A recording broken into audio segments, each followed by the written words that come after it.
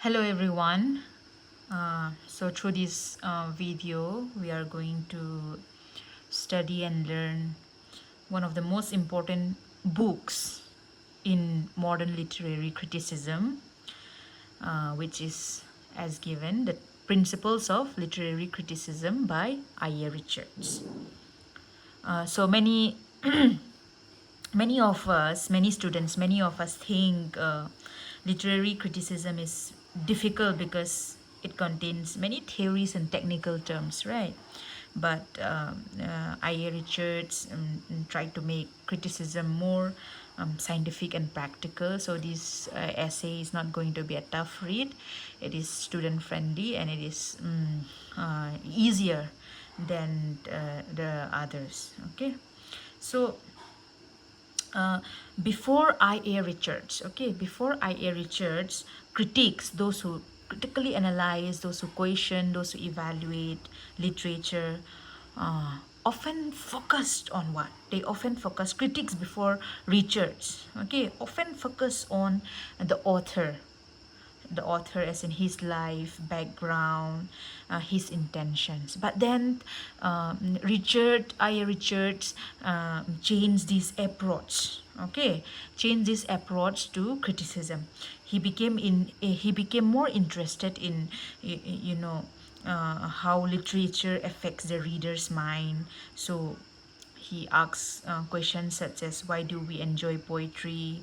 Why does a poem make us happy, sad, or inspired? What happened in our minds when we read literature? So he become more focused on things like this. So in this presentation, we will explore his ideas about criticism. In short, we will explore his ideas about criticism, and it is a very interesting approach. All right. Now, let us first talk about I.A. Richards. He is commonly known as Ivor Armstrong Richards. Born in 1893 and one of the most influential, one of the most prominent critique in the 20th century. So a critique, like I've told you, is one who evaluate, one who analyze, one who critique, one who try to examine text critically.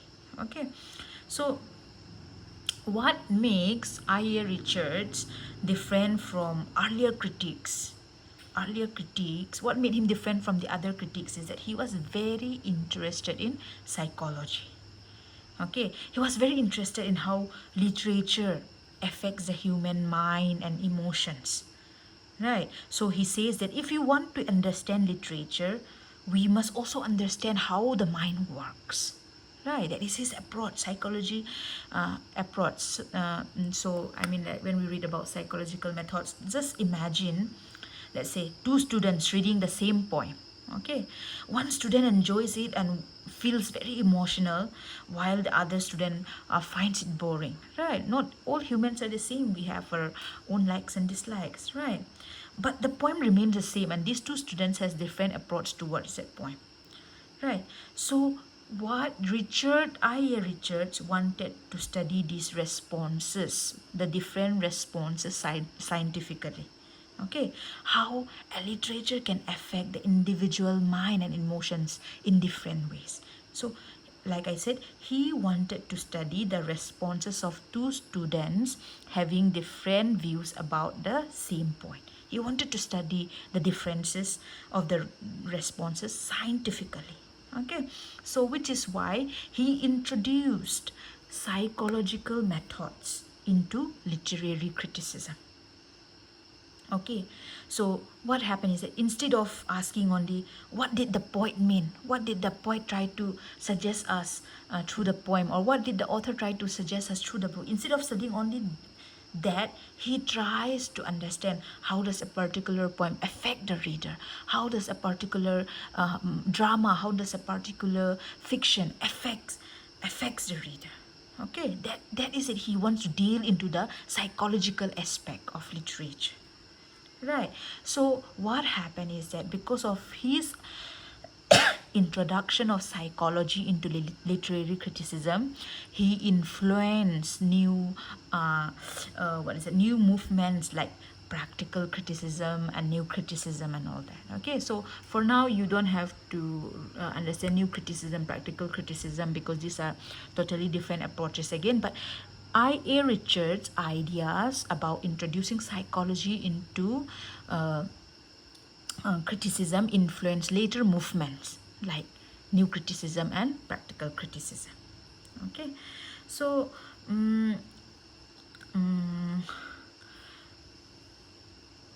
okay, let me make you understand. So like, let's say in practical criticism, okay, this was a movement where, you know, like, example, students examine a text carefully without depending too much on the author's biography or historical background, right? Like, the author is not that important, but the reader becomes important in new criticism and criticism like practical criticism. Okay, so he later influenced this kind of movement. Right, he shifted attention from the author to the reader's response. Means like, what happened is that he tries to make people understand that literature is not only created by writers, right? It also come alive through readers. Okay, it also come alive through readers, meaning that you know, when, suppose, let's say, when we try to read a poem, The Second Coming, by T.S. Eliot, we try to deal on the background, the author's psychology and all that. But here, I.A. Richards says that, you know, the reader's emotions is more important. The reader's emotions is more prominent than the author's intention or the author's background. Okay, that's it. Now, let's come to the next slide. So, about the book. Okay, so Principles of Literary Criticism is a book. It's a full-fledged book, and it was published in 1924.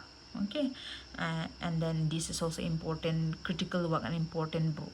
So the book contains 35 chapters. Okay, so 35 chapter means a long work, right? And it's a long work, and two appendices. Appendices are, you know, extra sections added at the end of the book that contained additional information related to the main text. Okay, like, let's say, exercise table, reference tables and all that, appendices we call it. Okay, so the book is you know, quite a lengthy book, and it contains 35 chapters and two appendices. So but we can see that though the book contains many chapters, Richard will repeatedly discusses few central ideas in the book. Okay, and you know, like, few ideas are repeated all over the book, and you will see that few ideas, the ideas that he majorly talk about in these Principles of Literary Criticism, which we will be discussing, are experience, value, communication, poetry and criticism. Okay, these we will learn about them one by one, okay, when we come to the succeeding slides. But what I want to tell you is that the book is a very lengthy book, but we cannot you know, like, complete the whole book, right? But then we are going to discuss the central ideas of his book, which are these things. All right.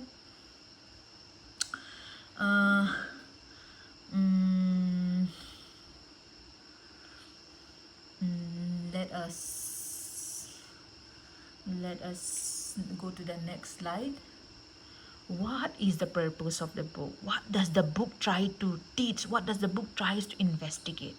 Like, this is also a university question was also set on this part. What does Principles of Literary Criticism tries to investigate? Okay, so Richard investigates 5 major parts. Okay, experience and psychology, value, communication, poetry and art, reader and critic. The 5 parts, the 5 parts are connected. Okay, like links in a chain, they are connected, right? So let's say think of it like cooking a meal. You're preparing a meal. First there are raw ingredients, then the ingredients are prepared and cooked, finally the meal is served and enjoyed by others. In the same way, okay, in the same way, human experience, every piece of literature starts from human experience. A poet sees and feels, remembers. A writer sees, feels, remembers, or suffers something, right? Their experiences create emotion, and that those emotions are expressed through poetry, and the poem then communicates those emotions to the readers, and then finally readers respond to the poem and critics evaluate that response. Okay, so this is what exactly what I.A. Richards wants to explain. He wants to understand how literature begins in experience, right?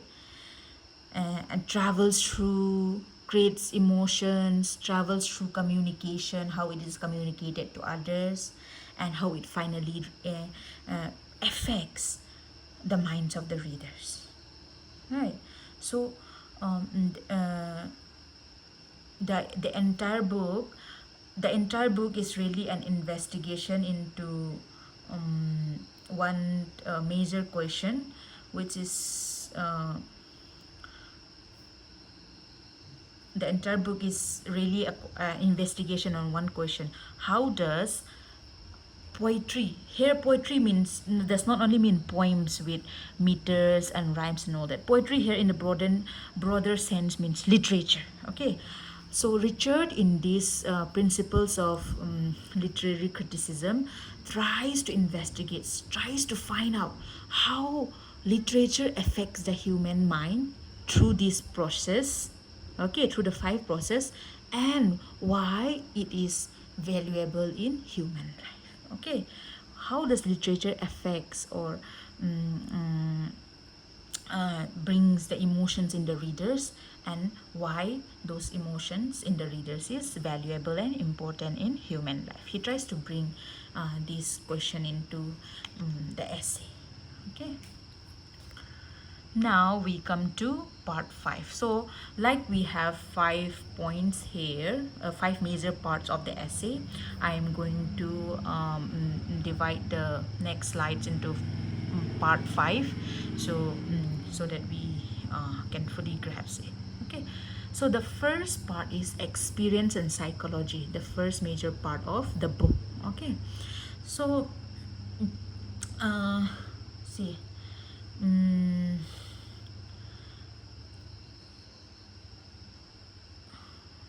so so I.A. Richards believe that, believe that literature affects the human mind. How so? Right. Literature, of course, it affects us. It brings emotions in us, right? So Richard believes that literature affects the human mind. Therefore, literary criticism, right, the act of evaluating, interpreting, analyzing literature. Literary criticism should not only study words and meanings of the text of a literary work and try to analyze, they should also study the emotions, the attitudes, and mental responses of the readers. Okay, so like let's say when we read a poem, something happens inside us, right? When we read a good poem, we may feel sorrow, we may feel joy, we may feel excitement, anger, sympathy, right? So Richard believes that these emotional reactions are important. Okay, these emotional reactions are important because they reveal the real power of the literature, right? uh, mm, mm, just like imagine watching a movie about a poor family struggling to survive. So even though the characters are fictional, you feel sympathy for them, right? You may even cry because why? Because art has touched your emotions. Richard says that literature, poetry here refers to, in broader sense, literature. Okay, literature produces emotional responses. And according to Richards, these responses should be studied carefully. He says that literature works in a similar way, like we watch a sad movie and we feel so much for the characters even though they're fictional and we cry. Right. So literature works in a fictional way, and so when we try to critique literature, we should not only study the text, what is it about and all that. We should study how does it incites or it moves the readers. Okay, so uh, mm, so that's why Richard says that literature cannot be understood without understanding human psychology. Okay, see, he's saying that human psychology means that, let's say I read a very good poem, I read a poem, The Rime of the Ancient Mariner, and then I feel so much for the poem that I started crying. That is my emotions involved, right? My psychology, my head and heart involved with the text. That is called human psychology. So Richard says that literature cannot be fully understood without understanding psychology, which means that literature and human emotions are closely connected. Okay.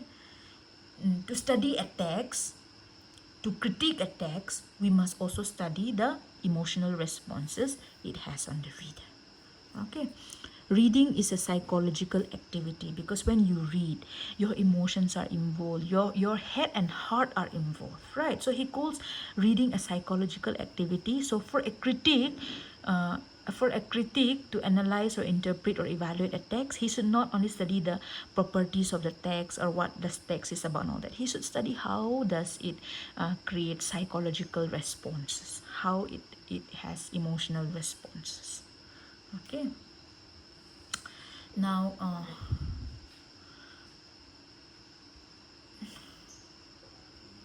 see, experience, see here, experience and psychology, these are the same. Okay, so Richard says that experience is the foundation of all literature, which means that every poem, story or play begins with some form of human experience. Right. Writers or poets do not create literature out of nothing. No? They write because they have seen, they have felt, they have imagined, they have remembered, or have experienced something meaningful. Right.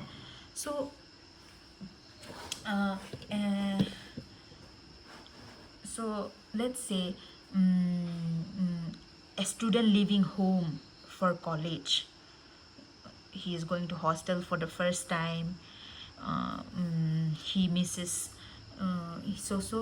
okay, sorry, so he's saying that I.A. Richards is saying that uh,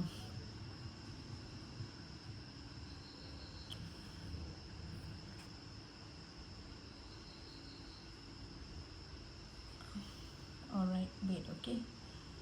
mm,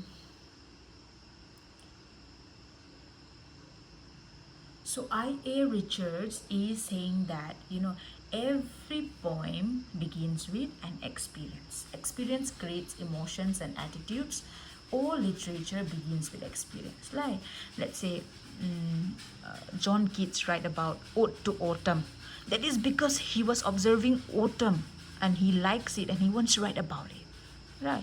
Let's say we read the poem The Negro Speaks of River by Langston Hughes. He wrote the poem because he has experienced what his people has experienced, and he wanted to let the whole world know. Right.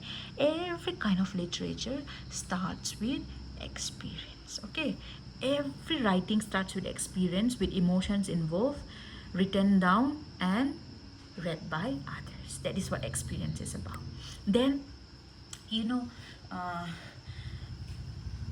what is that? This I.A. Richards says again. Okay, this is still the first part. All right, this is just still the first part, and he says that the chief function of art is to organize impulses. Okay. The chief function of art is to organize impulses. Very important. What does impulses or impulse mean?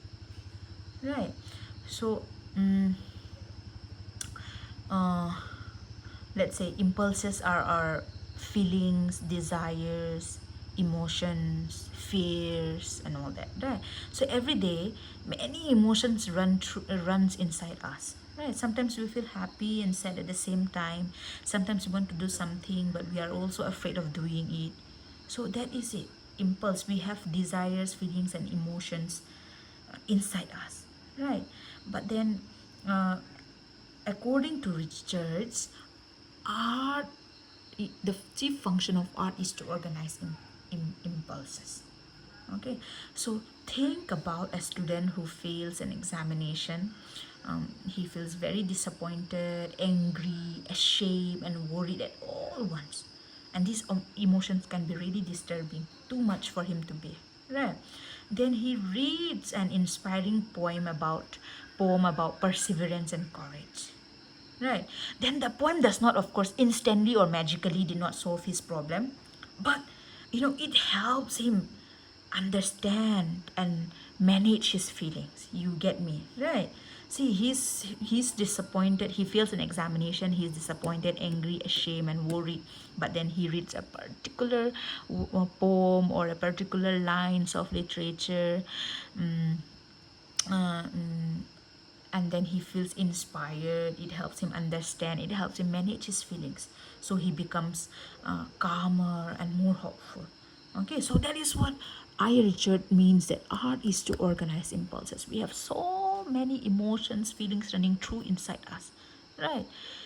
But one function of art, one function of literature, one function of poetry is for us to calm us down, to help us be more hopeful, to help us understand and manage our feelings. Okay, so I will tell you another example is listening to a sad song after losing someone dear, someone who is so dear to you.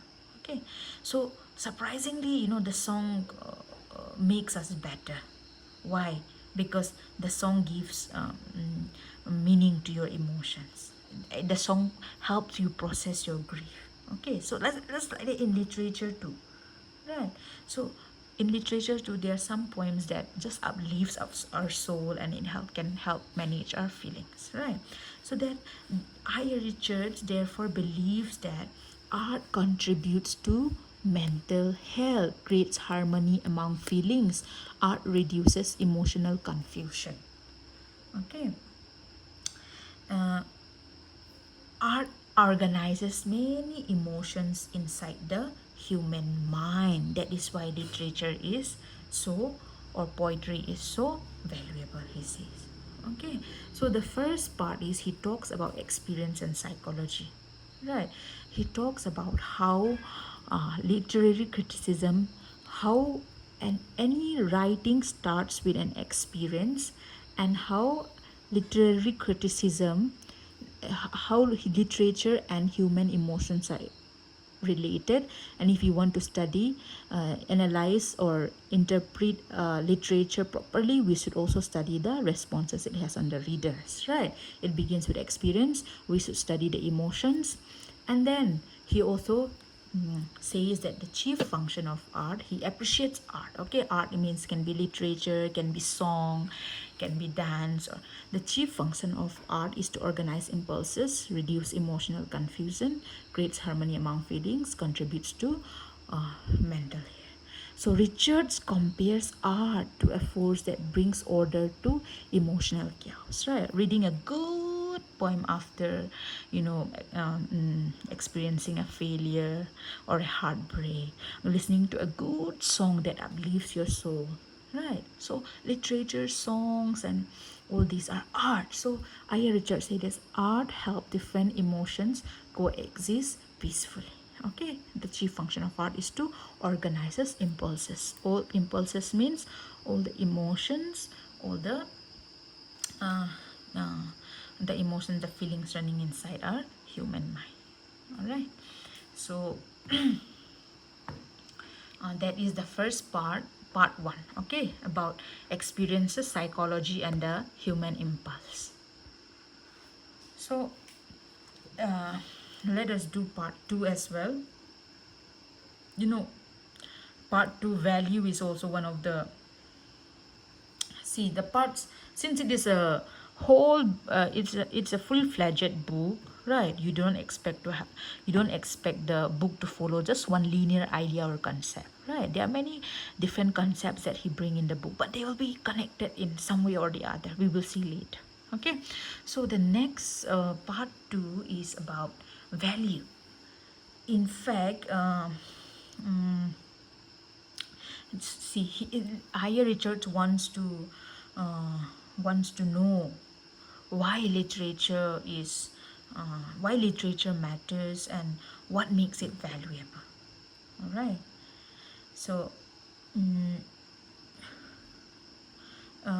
suppose that says there are some critics who judge poem or a literature or a fiction or a drama maybe because of its beauty or maybe because they love the writer, but Richards disagree, okay, with this, that he is saying that literature literature should be judged by the value it brings to human life, right?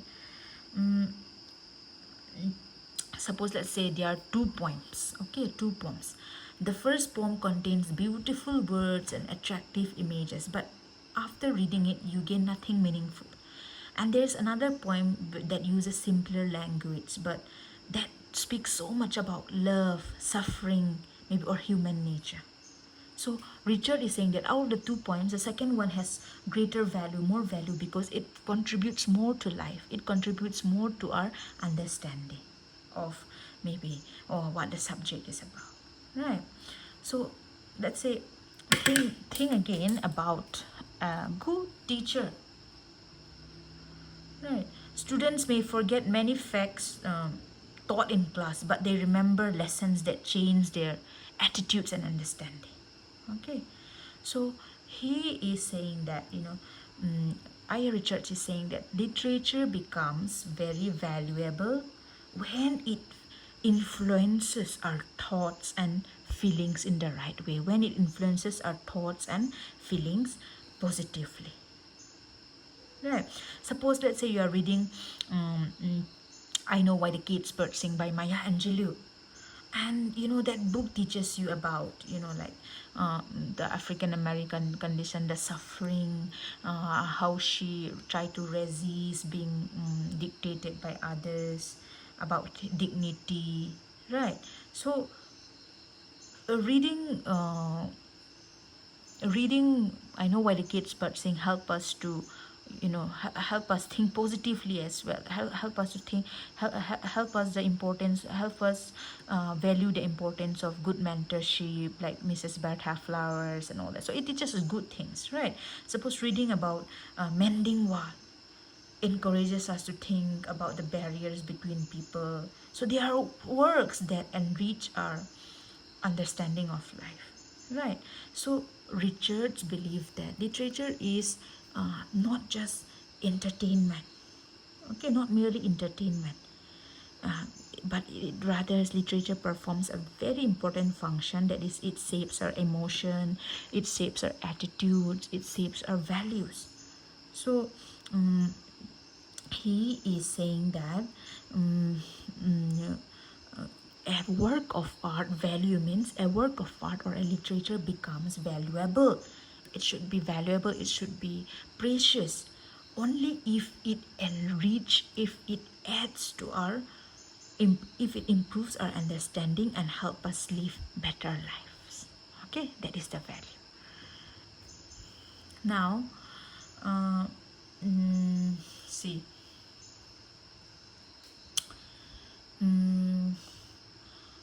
See, Richards develops what he calls a psychological theory of value. Okay, according to this theory, anything that value comes from satisfying human desires, right? Anything that helps fulfill important human needs becomes valuable. Therefore, value is psychological rather than purely moral. So let us understand this again with a simple example. Why is water valuable? Because it satisfies us a human need, right? Without water we cannot survive. And why is friendship valuable? Because it satisfies our emotional needs such as companionship, support, belonging. Right. So the same way, literature becomes valuable when it satisfies important psychological needs. Right. For example, when a person feels lonely, reading a novel about someone facing similar struggles can provide comfort and understanding. Right. Mm, Suppose I have a heartbreak and the biggest heartbreak of my life, so I read Daniel Steele's novels and I could connect it. So that is it. Right. When a person feels lonely, reading a novel about someone facing similar struggles can provide comfort and understanding. Right. The literature satisfies. Don't you think that literature, that particular book, satisfies my needs, my emotional needs? Right. So, uh, mm,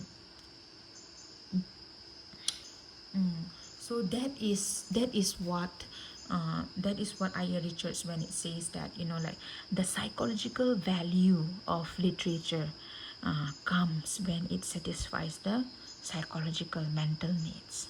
Right. We need water to satisfy our thirst. We need water to satisfy our thirst. We need,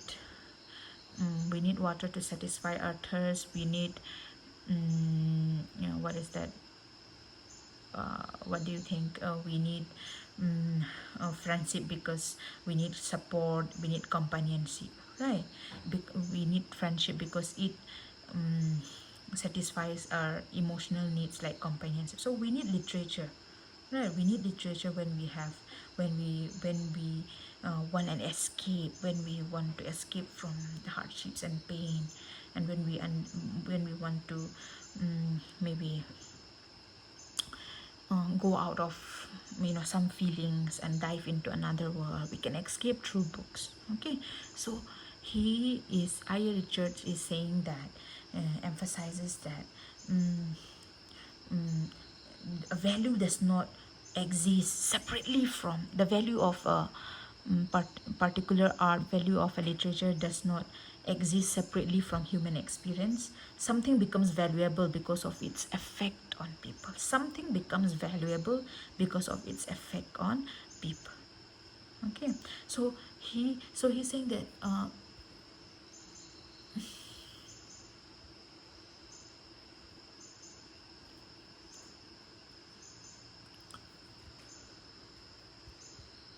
so psychological balance is, he and then he also comes to,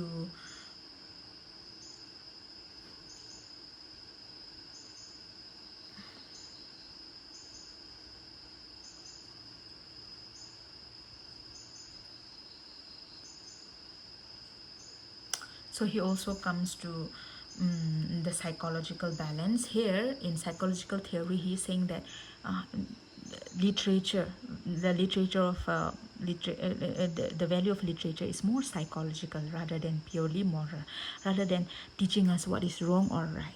Right. The value of a book, it lies in how much it satisfies our psychological needs. Okay, then psychological balance, see, this is considered by many critics as Richard's most important concept. Okay, so according to Richards, a good poem does not encourage only one emotion.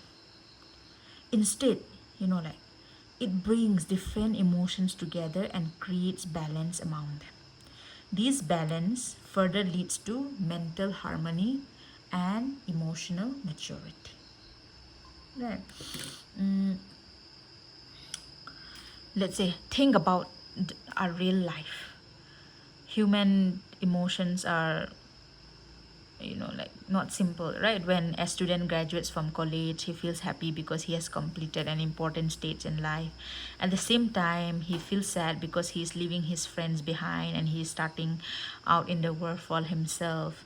So both happiness and sadness exist together. Feeling, right? Like, think of a person has gone through many feelings and has many impulses.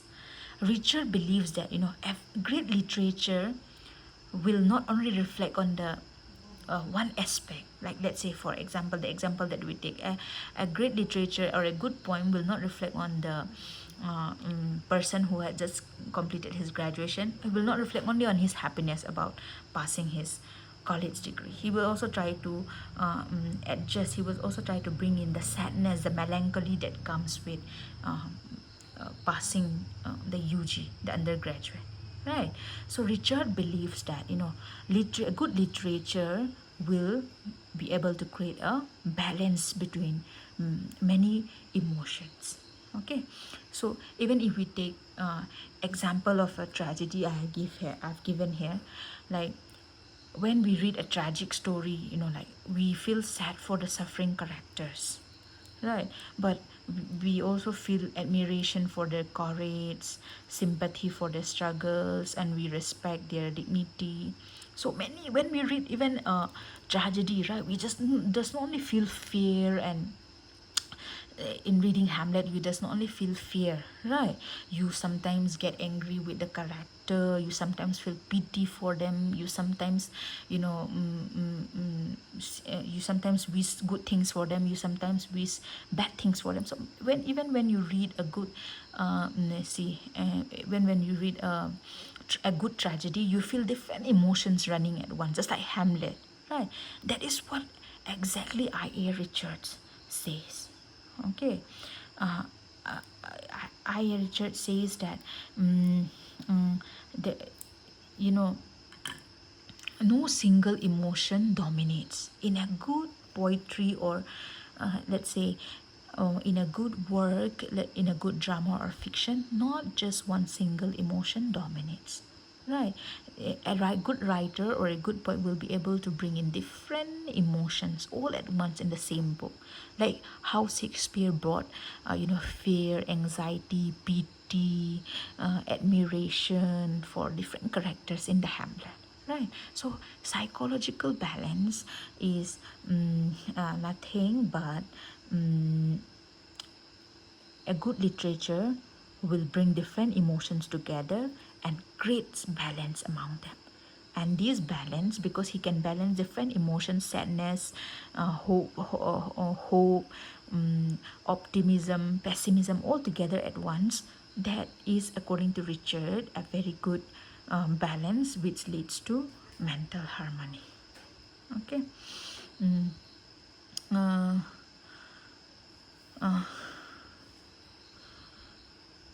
so he is saying, he's talking about this psychological balance. You have to be very thorough with this concept.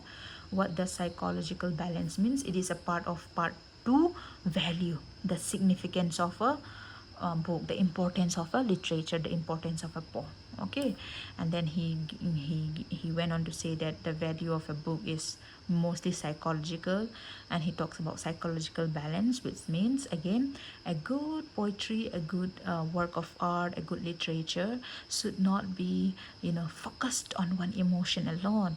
A good work of literature is one that can bring different emotions together and creates harmony between those emotions. And when it creates those harmony between those emotions, it helps human beings achieve this, have this mental harmony. And as such, the value of literature lies in the fact that a good work of art will be able to bring harmony between different emotions. Okay, different emotions. So that's it. In the next video, I shall continue with part 3, 4, and 5. Okay, so part 1, part 2, experience and psychology and value is already discussed. We'll go with the 3 points in the next video. Okay, thank you.